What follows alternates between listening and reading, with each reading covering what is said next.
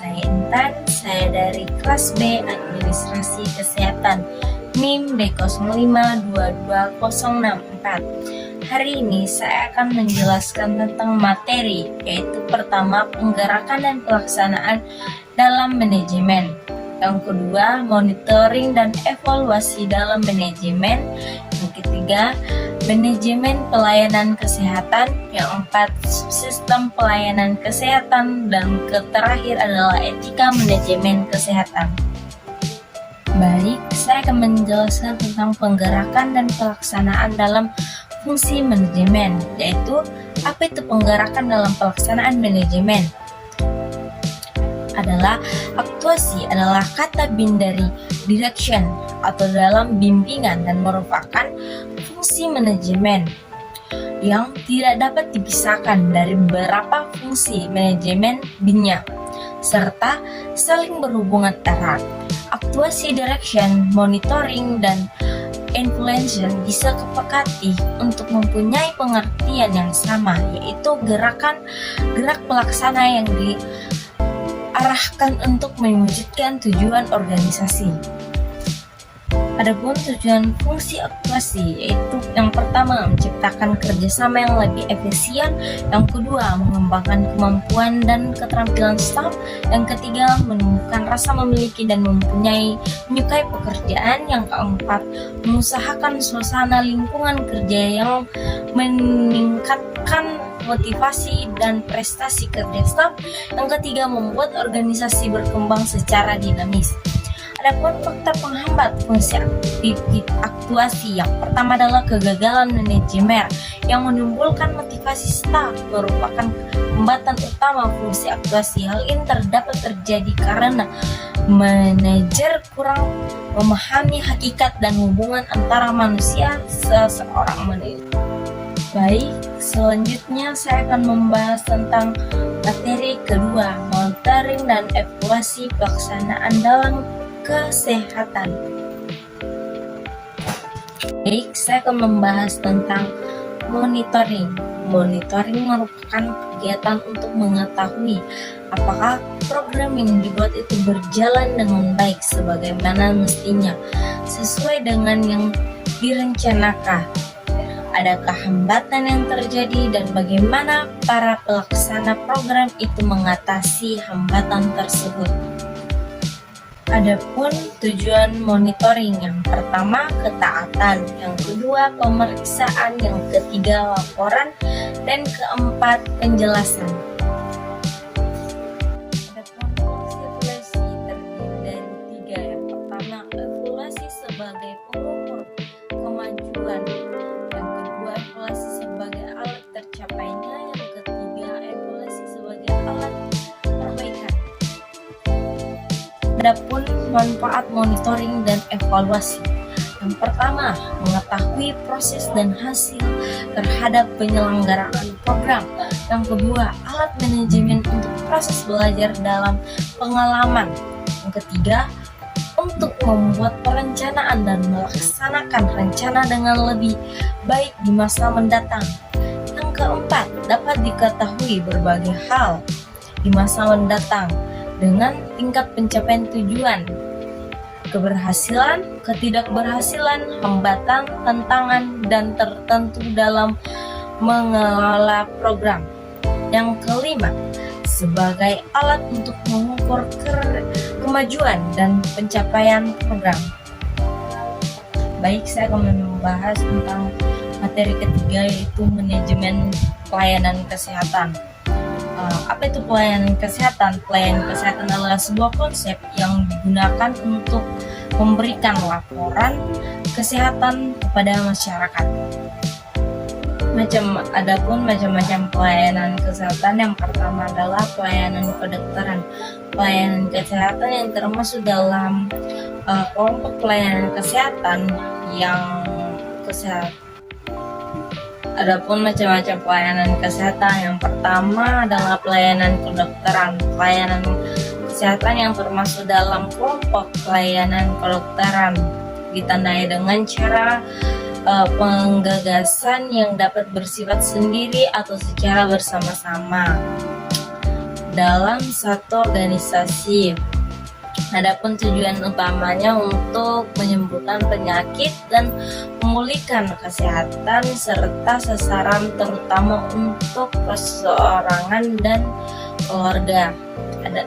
Yang kedua adalah pelayanan kesehatan masyarakat, yaitu pelayanan kesehatan yang termasuk dalam kelompok pelayanan kesehatan masyarakat, ditandai dengan cara pengorganisasian yang umumnya secara bersama dalam satu organisasi. Adapun tujuan utamanya untuk memelihara dan meningkatkan kesehatan serta mencegah penyakit serta sasarannya terutama untuk kelompok dan masyarakat. Adapun syarat pokok pelayanan kesehatan yang pertama tersedia dan berkesinambung, yang kedua dapat diterima dengan wajar, yang ketiga mudah dicapai, yang keempat mudah dijangkau, yang kelima bermutu. Yang terakhir adalah pengertian pelayanan kesehatan yang menyeluruh terpadu. Ada dua macam. Yang pertama, satu pelayanan kesehatan yang berhasil memadukan berbagai upaya kesehatan yang ada di masyarakat, yakni pelayanan peningkatan dan pemeliharaan kesehatan, perencanaan, pencegahan dan penyembuhan penyakit beserta pemulihan kesehatan. Sedangkan yang kedua adalah pelayanan kesehatan yang merupakan pendekatan yang menyeluruh, jadi tidak hanya memperhatikan keluhan penderita, tetapi dalam berbagai latar belakang sesuai dengan ekonomi, sosial, budaya, dan sebagainya. Materi keempat yaitu subsistem pelayanan kesehatan. Yang pertama adalah sistem rujukan. Sistem rujukan pelayanan kesehatan merupakan penyelenggaraan pelayanan kesehatan yang mengatur pelimpatan tugas dan tanggung jawab timbal balik pelayanan kesehatan secara timbal balik baik vertikal maupun horizontal. Rujukan vertikal adalah rujukan vertikal merupakan rujukan antara pelayanan kesehatan yang berbeda tingkatan. Rujukan vertikal dari tingkatan pelayanan yang lebih rendah dan tingkatan yang lebih tinggi dilakukan apabila pasien membutuhkan pelayanan kesehatan. Sedangkan rujukan horizontal adalah merupakan rujukan antara pelayanan kesehatan dalam satu tingkatan. Rujukan ke horizontal dilakukan apabila rujukan tidak dapat memberikan pelayanan kesehatan sesuai dengan kebutuhan pasien karena keterbatasan fasilitas, perbedaan dan atau keterangan yang bersifat sementara atau menetap. Adapun beberapa manfaat sistem rujukan, yang pertama adalah dari sudut pandang pemerintah sebagai penentu kebijakan. Yang kedua adalah membantu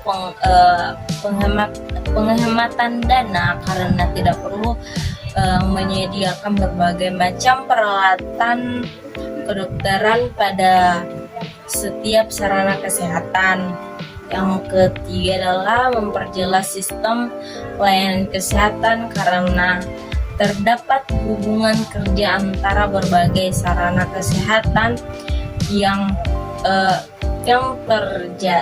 tersedia, memudahkan pekerjaan administrasi kesehatan terutama pada aspek perencanaan. Yang terakhir adalah dari sudut pandang masyarakat sebagai penggunaan jasa pelayanan. Dan materi terakhir yaitu apa itu etika. Definisi etika menurut para pakar ada beberapa pengertian, yaitu merupakan kumpulan tata cara dan sikap baik dalam pergaulan antara manusia yang beradab, Sedangkan pendapat lain mengatakan bahwa etika adalah tata aturan sopan santun yang disetujui oleh masyarakat tertentu dan menjadi norma serta panutan dalam bertingkah laku sebagai anggota masyarakat yang baik dan menyenangkan. Adapun definisi etika kesehatan, etika adalah pedoman atau aturan moral untuk menjalankan profesi. Etika kesehatan adalah suatu tatanan moral berdasarkan sistem nilai yang berlaku secara universal dalam eksistensi, mencegah perkembangan risiko para individu, kelompok, dan masyarakat yang mengakibatkan penderitaan sakit dan kecacatan serta meningkatkan berdayaan masyarakat untuk hidup sehat dan sejahtera.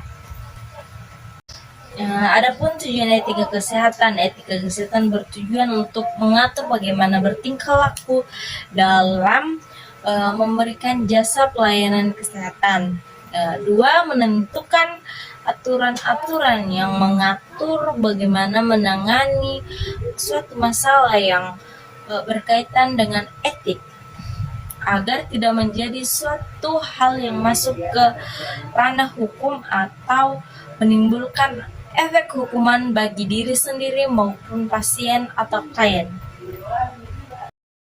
Adapun faktor-faktor yang mempengaruhi etika manajemen, yang pertama adalah leadership, yang kedua adalah strategi dan kebijakan organisasi, dan terakhir adalah karakter individu petugas kesehatan. Sekian dari saya, terima kasih. Wassalamualaikum warahmatullahi wabarakatuh.